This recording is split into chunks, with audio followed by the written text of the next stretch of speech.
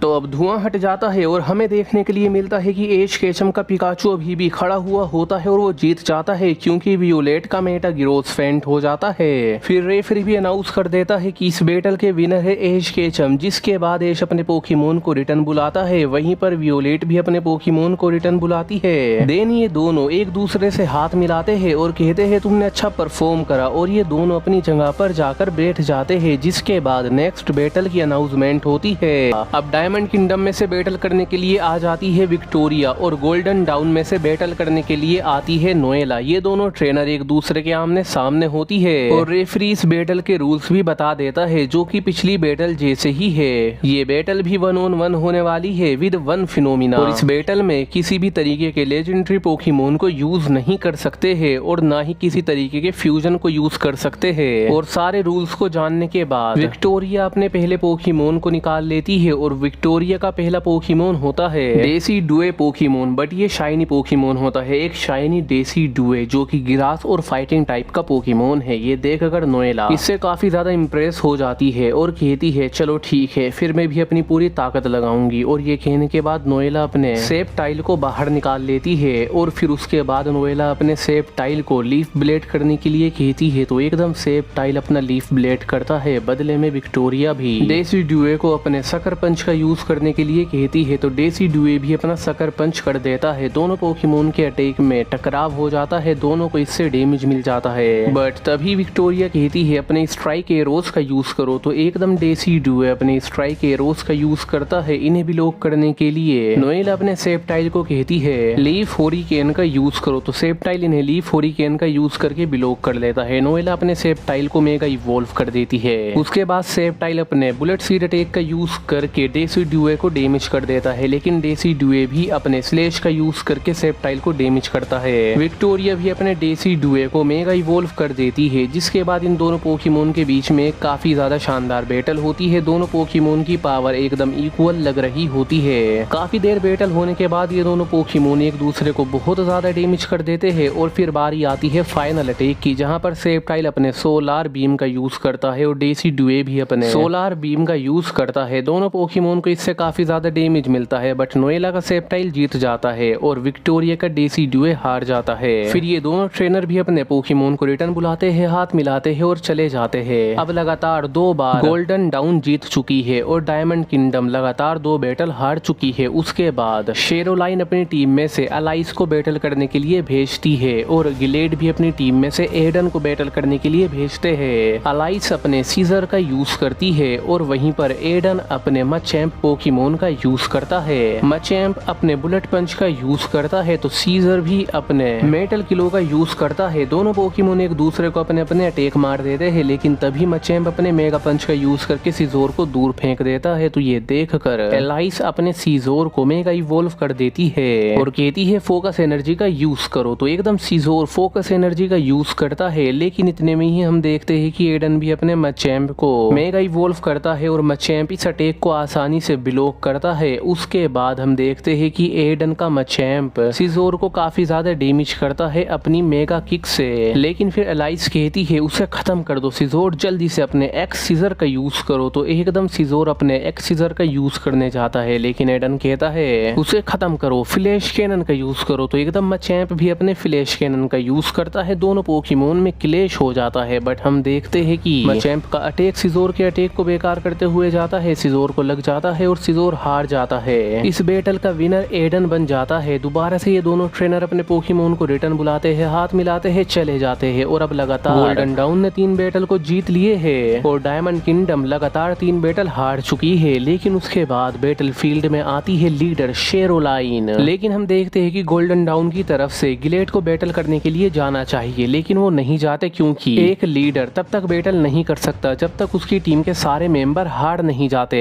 तो इसीलिए गिलेड अपनी टीम में से नोएला को बैटल करने के लिए भेजते हैं। नोएला और शेरोलाइन एक दूसरे के सामने होते हैं। इस बैटल के रूल्स भी सेम होते हैं, बट इस बैटल में एक एडवांटेज होता है शेरोलाइन की तरफ, क्योंकि रेफरी बताता है कि इस बैटल में डायमंड किंगडम की लीडर अपने लेजेंडरी पोकेमोन का भी यूज कर सकती है विद 1 फिनोमिना, या वो अपने नॉन लेजेंडरी पोकेमोन का भी यूज कर सकती है। वो सिर्फ शेरोलाइन के ऊपर है, लेकिन वहीं पर ऐसा नोएला नहीं कर सकती, उसे अपने नॉन लेजेंडरी पोकेमोन का ही यूज करना है। ऐसा सिर्फ इसलिए होता है क्योंकि सामने एक लीडर है और नोएला को यहाँ पर लीडर के सामने अपनी पूरी ताकत दिखानी है। जिसके बाद नोएला अपने पोकेमोन को चुनती है जो कि उसका फ्रेलिगेटर होता है। लेकिन हम देखते हैं कि शेरोलाइन भी अपने डार्मेनिटन पोकेमोन को चुनती है। उसके बाद बैटल शुरू हो जाती है। डार्मेनिटन अपने फ्लेम थ्रोट से शुरू करता है, फ्लेरिगेटर अपने हाइड्रो पंप से शुरू करता है। दोनों अटैक ब्लॉक हो जाते हैं। लेकिन अगले ही पल शेरोलाइन कहती है फायर पंच करो, तो एकदम डार्मेनिटन अपना फायर पंच कर देता है। फ्लेरिगेटर भी अपना आइस पंच करता है। लेकिन डार्मेनिटन के अटैक में ज्यादा पावर होती है क्योंकि शेरोलाइन ने उसे काफी ज्यादा अच्छी ट्रेनिंग दी है। आखिर वो एक लीडर का पोकेमोन जो है, तो डार्मेनिटन फ्लेरिगेटर के अटैक को ब्लॉक करता है। अपना अटैक फ्रेलिगेटर पोकेमोन को मार देता है। तो फ्रेलिगेटर पोकेमोन काफी ज्यादा दूर जाकर गिरता है। लेकिन तभी नोएला कहती है हाइड्रो कैनन करो, तो एकदम फ्रेलिगेटर हाइड्रो कैनन करता है। ये एक फायर टाइप हाइड्रो कैनन होती है। लेकिन इसके बदले में हम देखते हैं कि डार्मेनिटन अपनी फ्लेम अवेकन का यूज करके रेज फायर का यूज करता है, जो कि काफी ज्यादा औसम अटैक होता है। इसकी फ्लेम की वजह से फ्रेलिगेटर का अटैक बेकार हो जाता है और डार्मेनिटन का अटैक फ्रेलिगेटर को लगता है और वो सिंगल अटैक से नॉकआउट हो जाता है। तो अब नोएला हार चुकी होती है और एक जीत मिल चुकी होती है डायमंड किंगडम को। नोएला यहाँ से चली जाती है, बट क्योंकि अभी तक शेरोलाइन हारी नहीं है तो वो अभी भी आगे बैटल कर सकती है जब तक वो हारती नहीं है। और अगर उसने गोल्डन डाउन के सभी मेंबर को हरा दिया तो डायमंड किंगडम की जीत हो जाएगी। फिर ग्लेड अपनी टीम में से भेजते हैं एडन को बैटल करने के लिए। एडन मैदान में आता है और अपने माचैम्प का ही यूज करता है क्योंकि उसका माचैम्प अब पूरी तरीके से रिकवर हो चुका था। लेकिन यहाँ पर हम देखते हैं कि शेरोलाइन अपने पोकेमोन को चेंज करती है। अपने डार्मेनिटन को वापस बुलाकर अपने गैलेरियन डार्मेनिटन को बाहर निकालती है, जो कि एक आइस टाइप पोकेमोन है। उसके बाद दोबारा से इनमें बैटल शुरू हो जाती है। एडन का माचैम्प गैलेरियन डार्मेनिटन को अच्छी टक्कर देता है, लेकिन वो पिटता है। तो एडन अपने माचैम्प को मेगा इवॉल्व कर देता है। बट फिर हम देखते हैं कि शेरोलाइन भी अपने गैलेरियन डार्मेनिटन को जेन मोड में भेज देती है, जहाँ पर उसका सामना करना इतना भी आसान नहीं है क्योंकि एडन का फिर माचैम्प जितने भी अटैक करता है उसे गैलेरियन डार्मेनिटन आसानी से सह लेता है, उस पर असर ही नहीं होता। माचैम्प अपने मेगा पंच का यूज करता है, सकर पंच का यूज करता है, कुछ भी असर नहीं होता गैलेरियन डार्मेनिटन पे। फिर वो अपनी फ्लैश कैनन का यूज करता है, लेकिन डार्मेनिटन उसे भी अपने रेज ऑफ रेज अटैक का यूज करके ब्लॉक कर लेता है। वो एक टाइप की एनर्जी होती है जो कि गैलेरियन डार्मेनिटन के अंदर से निकलती है और उससे एक शील्ड बन जाती है। तो माचैम्प की फ्लैश कैनन बेकार हो जाती है। उसके बाद शेरोलाइन कहती है रेज कैनन का यूज करो, तो गैलेरियन डार्मेनिटन ऐसा ही करता है और रेज कैनन का यूज करके माचैम्प को फेंट कर देता है। ये देख कर एडन शॉक हो जाता है और रेज कहता है मानना पड़ेगा,